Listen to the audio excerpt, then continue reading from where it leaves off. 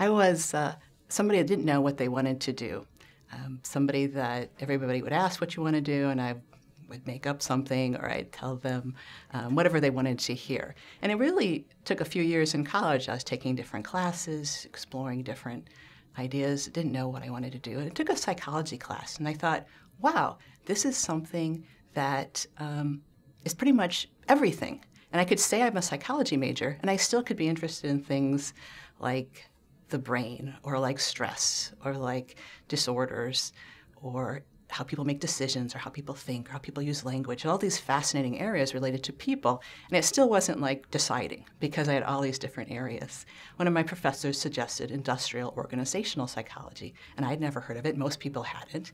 And it's an area that applies psychology to the workplace. And he suggested I look at some graduate schools, apply to some programs. And the more I found out about it, the more I liked, because everybody, when you think about work, there's a lot of questions to answer. How do you motivate people? What's meaningful jobs? How do you ask the right interview questions? How do you select people for the job?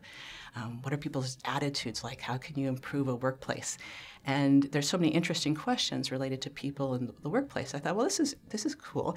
And it's not really like deciding yet, because you could be an industrial organizational psychologist in a company working for one particular organization, helping them to make decisions about the workplace, or you could be a consultant, or you could be a professor, be an academic, and do more research sorts of things. And I thought, well, it's still lots of choices.